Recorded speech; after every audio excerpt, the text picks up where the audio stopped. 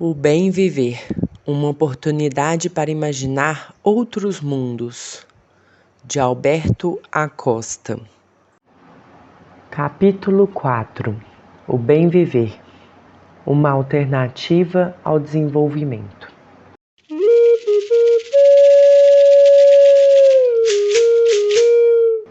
Ditosa idade e afortunados séculos, aqueles a que os antigos puseram o nome de dourados, não porque nesses tempos o ouro, que nesta idade de ferro tanto se estima, se alcançasse sem fadiga alguma, mas sim porque então se ignoravam as palavras teu e meu. Dom Quixote de la Mancha. Estabelecemos desde o início que o bem viver não sintetiza nenhuma proposta totalmente elaborada, menos ainda indiscutível. O bem viver não pretende assumir o papel de um imperativo global, como sucedeu com o desenvolvimento em meados do século XX. O bem viver é, por um lado, um caminho que deve ser imaginado para ser construído, mas que, por outro, já é uma realidade. O bem viver será, então, uma tarefa de reconstrução, que passa por desarmar a meta universal do progresso em sua versão produtivista e do desenvolvimento enquanto direção única, sobretudo em sua visão mecanicista do crescimento econômico e seus múltiplos sinônimos. O bem viver apresenta-se como uma oportunidade para construir coletivamente novas formas de vida. Não se trata simplesmente de um receituário materializado em alguns artigos constitucionais, como o caso do Equador e da Bolívia. Tampouco é a simples soma de algumas práticas isoladas, e menos ainda de alguns bons desejos de quem trata de interpretar o bem viver à sua maneira. O bem viver deve ser considerado parte de uma longa busca de alternativas de vida forjadas no calor das lutas populares, particularmente dos povos e nacionalidades indígenas. São ideias surgidas de grupos tradicionalmente marginalizados, excluídos, explorados e até mesmo dizimados. São propostas invisibilizadas por muito tempo, que agora convidam a romper radicalmente com conceitos assumidos como indiscutíveis. Essas visões pós-desenvolvimentistas superam as correntes heterodoxas que, na realidade, miravam a desenvolvimentos alternativos, quando é cada vez mais necessário criar alternativas ao desenvolvimento. É disso que se trata o bem viver. Subtítulo: O bem viver na utopia indígena.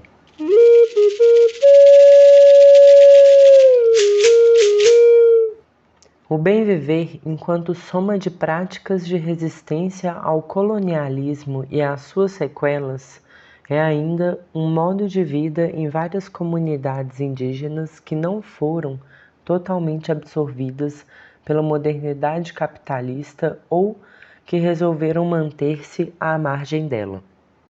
Esta constatação descarta logo de cara que o mundo indígena não tenha sido vítima da conquista e da colônia, processos de exploração e repressão da longa noite colonial que se projeta até nossos dias republicanos.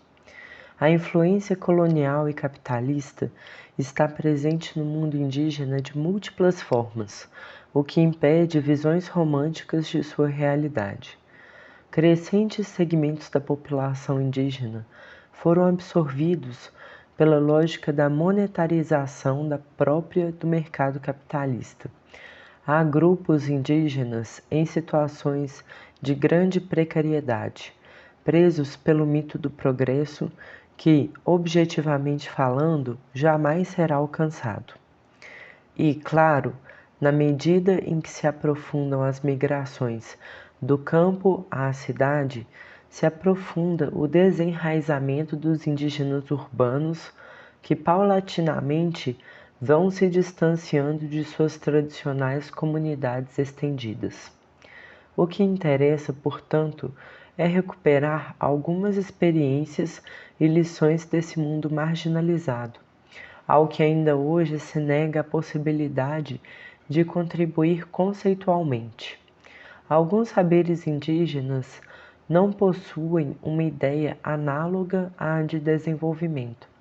Não existe a concepção de um processo linear de vida que estabeleça um estado anterior e outro posterior, a saber, de subdesenvolvimento e desenvolvimento, dicotomia pela qual deveriam transitar as sociedades para a obtenção do bem-estar, como ocorre no mundo ocidental. Tampouco existem conceitos de riqueza e pobreza, determinados respectivamente pela acumulação e pela carência de bens materiais. O bem viver deve ser assumido como uma categoria em permanente construção e reprodução.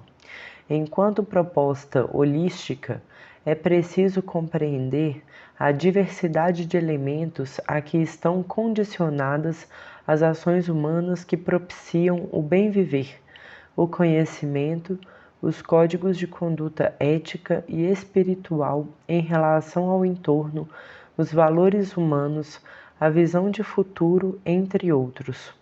O bem viver definitivamente, como sugere o antropólogo equatoriano Vitério Gualinga, constitui uma categoria central da filosofia de vida das sociedades indígenas. Nesta perspectiva, o desenvolvimento convencional tem sido visto como uma imposição cultural herdeira do saber ocidental e, portanto, colonial. Daí se conclui que muitas das reações à colonialidade impliquem um distanciamento do desenvolvimentismo. O bem viver, assim, se traduz em uma tarefa descolonizadora. Além disso, também deveria ser despatriarcalizadora. Para cumpri-la, será particularmente necessário um processo de descolonização intelectual nos âmbitos político, social, econômico e, claro, cultural. Normalmente, há poucos textos no mundo indígena, o que é compreensível tratando-se de culturas orais.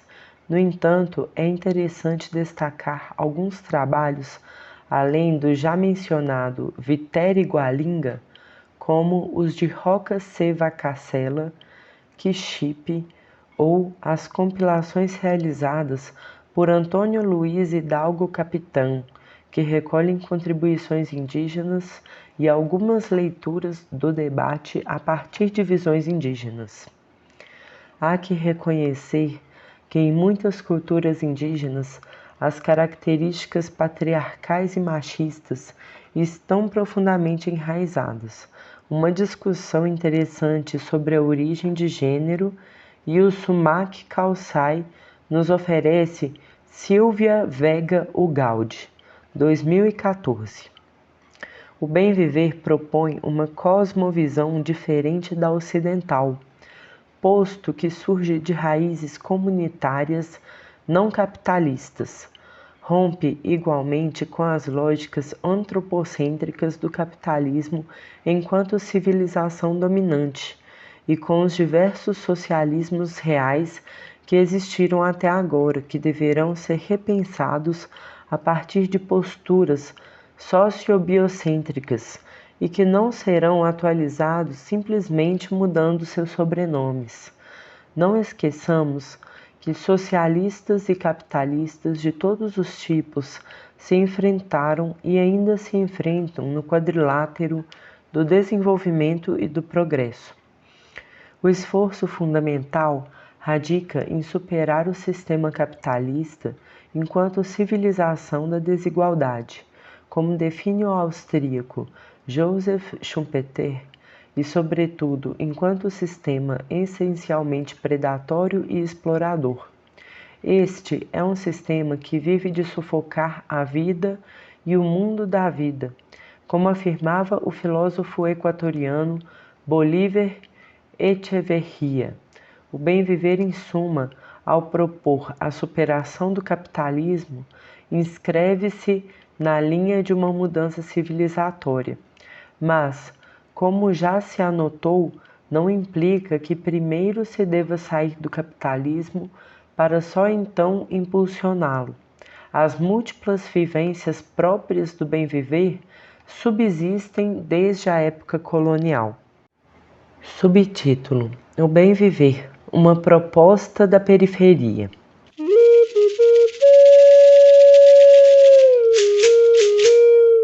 O bem-viver é um processo em construção e reconstrução que encerra processos históricos sociais de povos permanentemente marginalizados. Esta proposta não pode ser vista só como uma alternativa ao desenvolvimento economicista.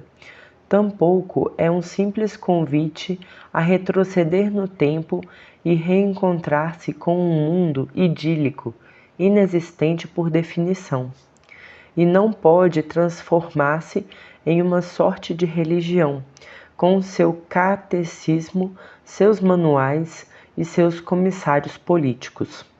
Essa proposta reivindica o passado e o presente dos povos e nacionalidades indígenas.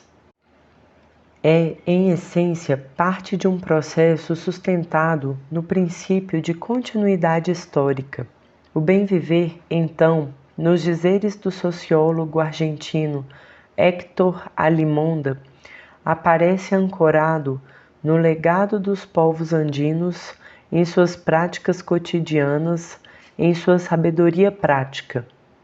Nutre-se dos aprendizados, das experiências e dos conhecimentos das comunidades indígenas, assim como de suas diversas formas de produzir conhecimentos. Seu ponto de partida são as distintas maneiras de ver a vida e sua relação com a Pachamama. Aceita como eixo aglutinador e relacionalidade e a complementariedade entre todos os seres vivos, humanos e não humanos. Forja-se nos princípios de interculturalidade, vive nas práticas econômicas e solidárias e, por estar imerso na busca e na construção de alternativas pelos setores populares e marginalizados, terá de se construir, sobretudo a partir de baixo e a partir de dentro, com lógicas democráticas de enraizamento comunitário. José Maria Tortosa descreve de maneira acertada a ideia do sumac calçai, ou summa camanha, nasce na periferia social da periferia mundial e não contém os elementos enganosos do desenvolvimento convencional. A ideia provém do vocabulário de povos outrora totalmente marginalizados, excluídos de respeitabilidade e cuja língua era considerada inferior, inculta, incapaz de pensamento abstrato, primitiva. Agora, seu vocabulário faz parte de duas constituições. O filósofo equatoriano Davi Cortés complexifica essa inteligente visão quando reconhece que a disputa pela apropriação do conceito, segundo os interesses de cada um dos atores sociais, mostra a heterogeneidade do debate. Os acadêmicos concentrados no tema se dividiram em diversas visões. Uns promulgam o buen vivir como uma alternativa ao desenvolvimento. Outros manifestam a presença de uma nova teoria do desenvolvimento. Segundo estes, a proposta do sumac calçai se sustentaria sobre fundamentos do desenvolvimento e serviria como ferramenta para reafirmar, fortalecer e refrescar o capitalismo, e consigo o desenvolvimento. É verdade que na Constituição equatoriana se tensionam esses dois conceitos, desenvolvimento e buen vivir, mas não é menos verdade que os debates na Assembleia Constituinte, que, de alguma maneira, ainda continuam, foram posicionando a tese do buen vivir como alternativa ao desenvolvimento. No entanto, deve ficar claro que o governo equatoriano utilizou o buen vivir como um slogan para propiciar uma espécie de retorno ao desenvolvimentismo. Subtítulo: O bem viver em outras visões civilizatórias.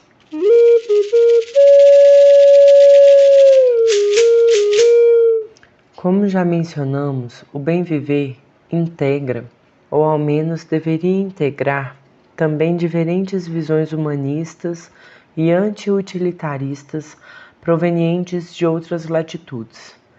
Enquanto cultura da vida, com diversos nomes e variedades, tem sido conhecido e praticado em distintos períodos e em diferentes regiões da Mãe Terra.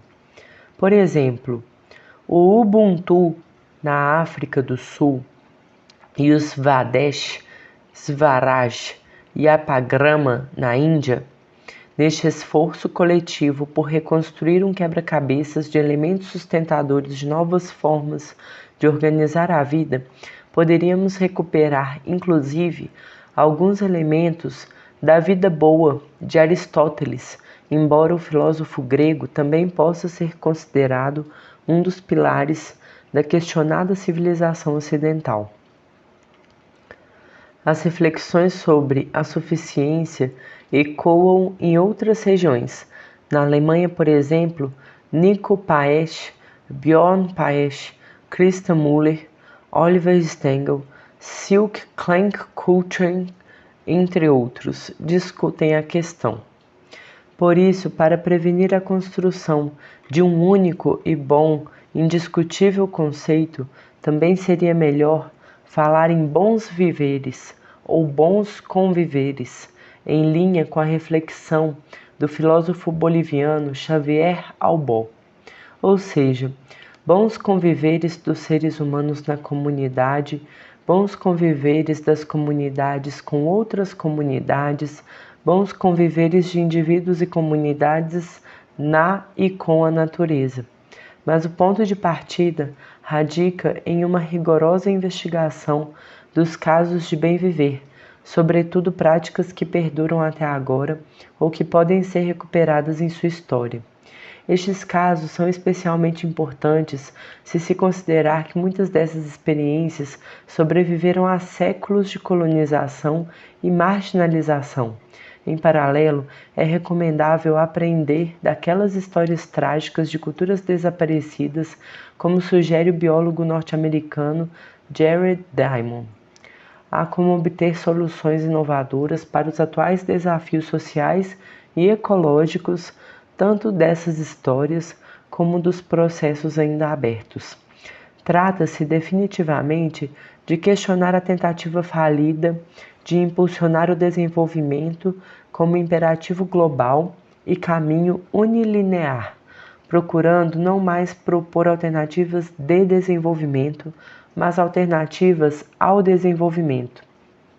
Nesta linha de reflexão, poderíamos começar mencionando as necessidades de mudança na lógica do desenvolvimento cada vez mais urgentes propostas por vários pensadores como Mahatma Gandhi.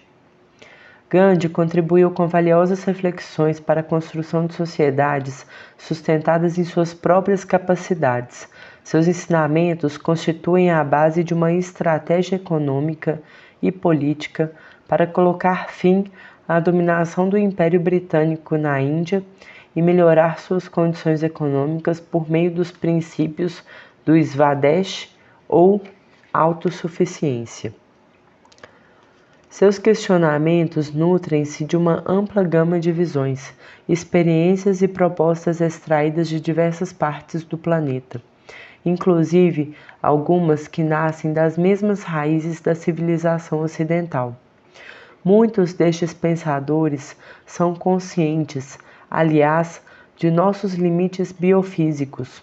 Portanto, seus argumentos prioritários são um convite a não cair na armadilha de um conceito de desenvolvimento sustentável ou capitalismo verde, que não afete o processo de revalorização do capital, ou seja, o capitalismo. O mercantilismo ambiental, exacerbado há várias décadas, não contribuiu para melhorar a situação. Tem sido apenas uma espécie de maquiagem desimportante e distrativa. Também devemos estar atentos aos riscos de uma confiança desmedida na ciência, na técnica. Ivan Illich foi um pensador e visionário austríaco. Illich elaborou potentes reflexões para repensar o mundo. Entre elas, destacamos seus livros La Sociedad Desescolarizada, La Convivencialidad y Energía y Equidad. Poderíamos citar Nicolas Georges Courrogen, José Carlos Mariátegui, Celso Furtado, André Guger Frank, Manuel Sacristan, Ernest Friedrich Schumacher, Ernest Naer, Samir Amin, Henrique Leve, Wolfgang Sachs, Aníbal Quijano, Herman Daly, Vandana Shiva, José Maria Tortosa, Jürgen Schulte, Eduardo Gudinas, Juan Martínez Aliel, Manuel Naredo, Arturo Escobar, Roberto Guimarães, José Luiz Corágio, Manfred Max Nief, Antônio Elizalde, Edgardo Lander, Henrique Leve, Gustavo Esteva, François Courtart, entre outros. Por isso é que desde inícios do século XXI se reforçam muitas e diferentes contestações ao desenvolvimento e ao progresso, provenientes de outras leituras e de outras realidades. Destacam-se os alertas sobre a deterioração ambiental ocasionada pelos padrões de consumo ocidental e os crescentes sinais de esgotamento ecológico do planeta. A Mãe Terra não tem capacidade de absorção e resiliência para que todos desfrutem do consumismo e do produtivismo próprios dos países industrializados. Os conceitos de desenvolvimento e de progresso convencionais não brindam respostas adequadas a estes problemas. Aqui há um ponto de encontro com as cosmovisões indígenas em que os seres humanos não apenas convivem com a natureza de maneira harmoniosa, mas formam parte dela e, em última instância, são a natureza. Disso, podemos concluir que tampouco existe uma visão única de bem-viver. O bem-viver não sintetiza uma proposta monocultural, é um conceito plural. Bons viveres, como já anotamos, que surge das comunidades indígenas, sem negar as vantagens tecnológicas do mundo moderno, nem as contribuições de outras culturas e saberes que questionam distintos pressupostos da modernidade. O que estamos expondo demanda uma epistemologia do Sul, como escreveu Boaventura de Souza Santos, para dar o valor que lhes corresponde às práticas cognitivas destes grupos tradicionalmente marginalizados. Por esta razão, com esse conceito de bem-viver, nas palavras de Maria Esther Cessenha, estamos diante de uma revolta contra a individualidade, contra a fragmentação e contra a perda de sentidos que reivindica uma territorialidade comunitária não saqueadora, recuperada de tradições e potencializadora de imaginários utópicos que sacodem todas as percepções da realidade e da história e conduzem a um mundo em que cabem todos os mundos. Os referenciais epistemológicos colocados pela modernidade como universais são deslocados e as interpretações se multiplicam na busca de projetos de futuros sustentáveis, dignos e libertários.